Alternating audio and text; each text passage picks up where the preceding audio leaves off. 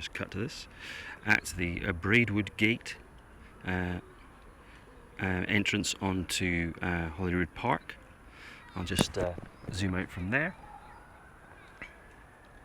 and give you a kind of overview of this site. So this is, I'll just swap back to as I'm moving, this proposition of a Skelf bike park. This is a bike park proposed, well, not proposed, it's now in development around the St Leonard's, Braids Gate, just down from St Leonard's, just in between Dumby Dykes and St Leonard's. So if I just cut back to that, up this way we have St Leonard's, and as I pan round you can see Arthur Seat and the Crags site, and then down there would be Dumby Dykes, and here we have the proposed, well, not the proposed site, I keep referring to it as that. This is the site for the project, and you can see that people are having a sort of works day planting. So I'll just walk around the site first of all and get some shots, show you what the actual site looks like. Sorry about fidgeting, I'm in a rather uncomfortable rig today. So they've cleared this this section of a few trees. I think about 70 trees came down, and this is where the proposed park will go. I think this is where the pump track will go. I think there are plans as part of the idea for some routes to be cut around the place for like Glentress style mountain biking kind of things. So I shall just wander around the perimeter a bit and see if we can find Angus Calder, who I know is here today. In fact, he's down over there. So we've got people here, what was published as a sort of tree planting day, but this is the site. So here I am with Angus Calder, a core member of the Skelf project. Maybe you can tell us a little about your involvement with this.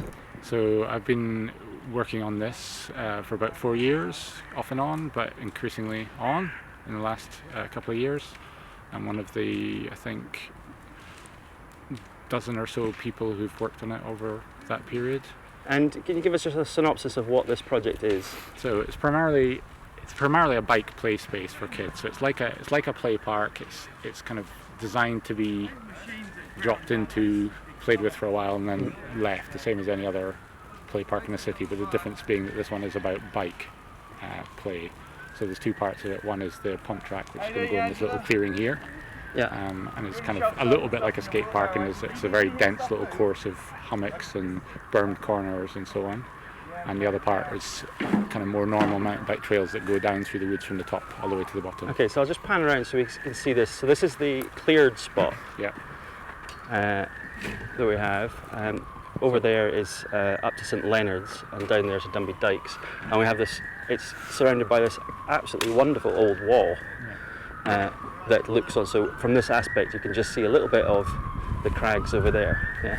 So it was this part of the project that we had some protesters regarding the clearing of the trees. Yeah. So that was mainly caused by the rather abrupt clearing work that we did here a month ago now, taking down around 70 trees. And it's safe to say it was a pretty sudden change, and you know, like always when you clear a site or take trees down, it looks a bit raw at the beginning. So I can understand where people are coming from that. Yeah. So you took down about 70 trees, was that what you told? Yeah. So maybe you can tell us about because today is a planting day. Maybe you can tell us about the replanting work that's going on here. Yeah. So I mean, this is an amenity green space serving local residential areas, and it needs to stay like that. And so in kind of recognition of the fact that making the pump track in particular is having an impact on the green space, we're compensating for that by planting about just short of 200 new trees, well, a minimum of 200 new trees, which is what we're kind of obliged to do under our planning consent. So the work today, essentially, we're doing two things primarily today. One, replanting the trees along the banking at the edge of the clearing, so that we kind of reinstate that green border between the site and the path up from Dummy Dykes. Right, maybe we can just take a wander down that way, and you can show me what you mean. Sure. I'll just turn this camera around a fraction. This is the area of the sort of public access part of things. So at the moment we've got a path running from the main path here up to the Harriet Mount steps, which is on the remains of the old road when there was tenements here. So there was tenements here up until I think the mid-60s, when it was all levelled by the council because they were in, well, frankly, in terrible condition. And you can still see the remains of the tenements in quite a few places around the woods. There's some old stairs here and there, and then we're just at the moment on the banking we're uncovering, which we'll see in a minute. You can see the remains of the old cellars. Mm-hmm. And so a lot of the ground is basically building rubble with a kind of thin layer of topsoil on top of it. You can see all the stones. As soon as you dig up at all, you just come across building rubble. But yeah, the idea is to reroute this path around the edge of the clearing, so it's still going to be there, but it's just going to be a tiny bit longer. Okay. And there's the right-hand side. I take it there's nothing's happening with the steps. They're entirely left as they are. The steps, the wall, and the rocks underneath are all hyper protected and need to stay that way. So the wall itself is a scheduled ancient monument, and the rocks at the bottom are a triple SI geological feature. So that's all really great. Yeah. So we basically got agreement from Historic Scotland and SNH that we're just going to remove the trees and shrubs from in front of the wall so it becomes more accessible and more visible, but otherwise just leave it entirely alone. We're not going to put anything near it, and it's actually a really perfect backdrop for the pump track as it is. It's stunning. So, it's an incredible little feature. Yeah. So let's take a walk down and we can see the sort of bank. So we're just walking down what is Braidwood Gate, which is kind of like a public access cycle track.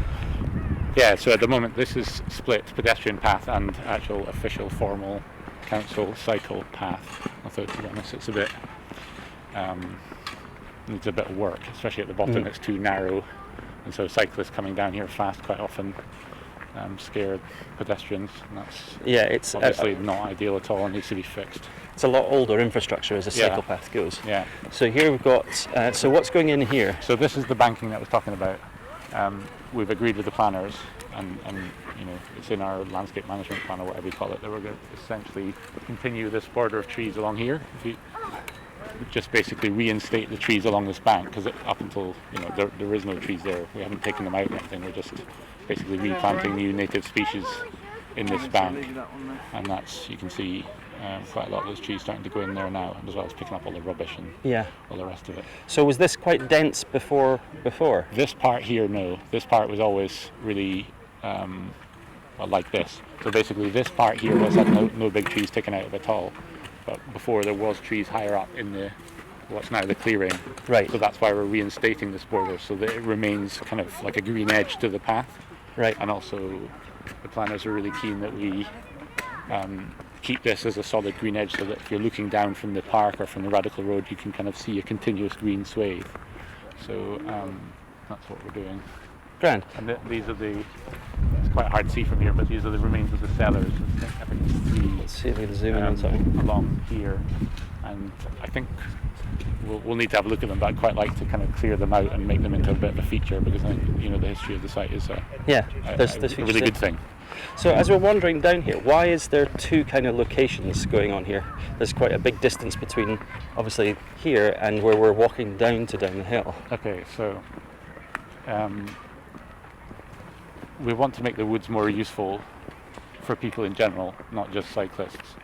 And one of the things that the woods do have a problem with antisocial behaviour, and that's primarily to do because they don't get used much. People don't go in there much, not for the right reasons.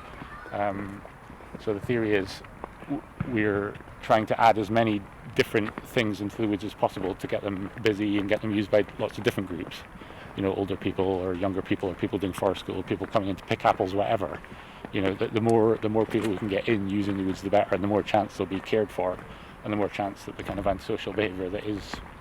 So you mentioned fruit going on now, yeah. So this is an example of that. These are fruit trees going down the bottom here on this banking, closer to more or less at the edge of the mountain bike trails. And another reason for that is actually just to screen the the mountain bike trails from the housing. So is it Visually. this? It's this side of the wall where there's going to be the kind of bike trails. Everything is this side of the wall. Because Everything's that's this side. all the park, and yeah, they do their own thing over there, and they certainly wouldn't be.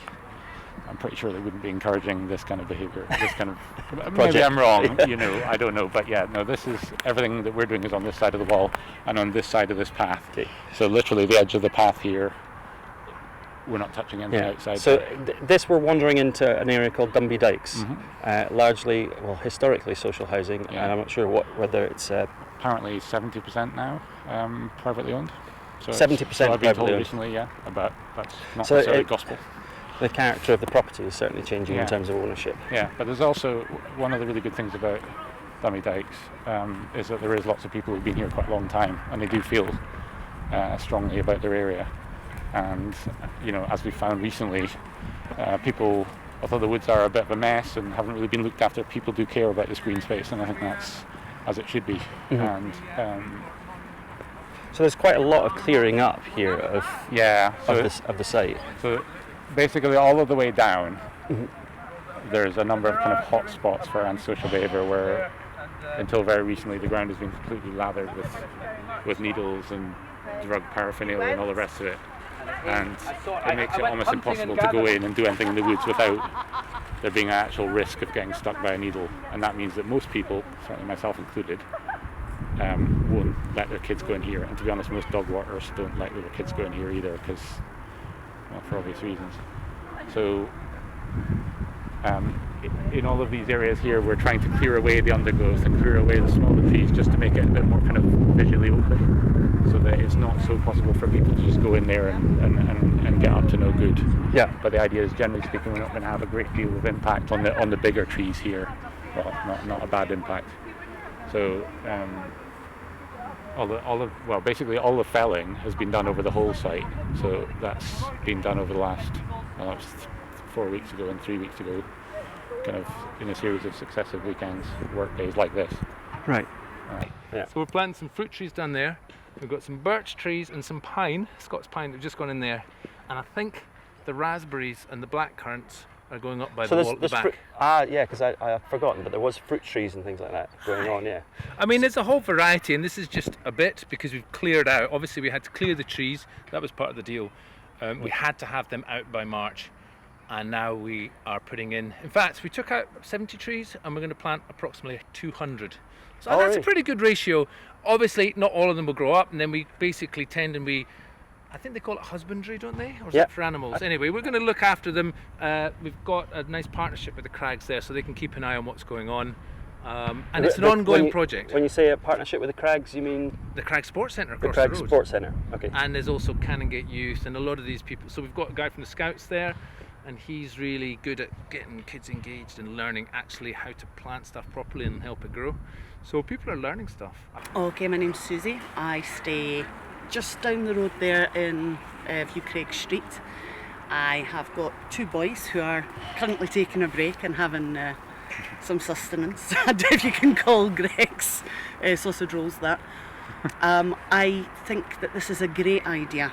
I'm very, very keen on there being somewhere safe and very close at hand for my boys to play. Prior to us cleaning up, I would not have let a dog run about in these woods, let alone my children.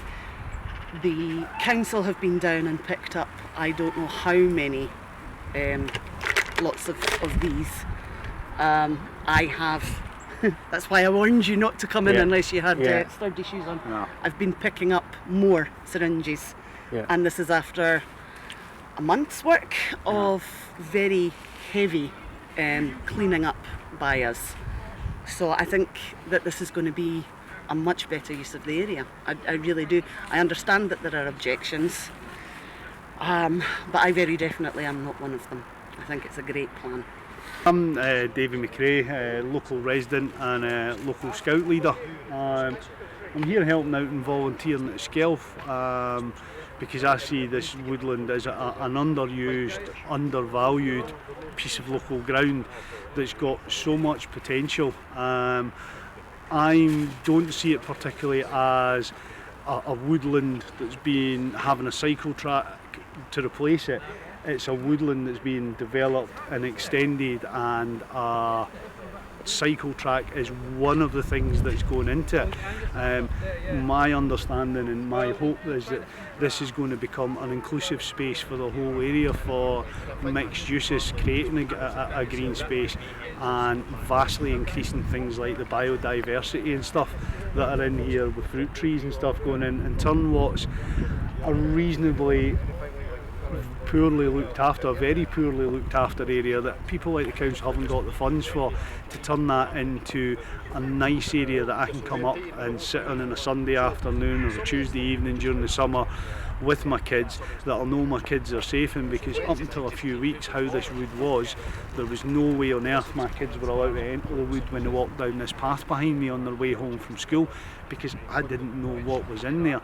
And my great hope is that this will become a space that the community can have continual use of, continual input in, and it will develop into a great kind of urban green space, you know, for the area and for people in the area, and, you know, passers-by walking down here, just to make it a nice area, which at the minute it could be a lot better than it is. And hopefully with the plans that are in place and the new plans that are going to come along when other parts of the community track start having more input into it, that we'll have a great resource here for many years for the people of Edinburgh and the local community.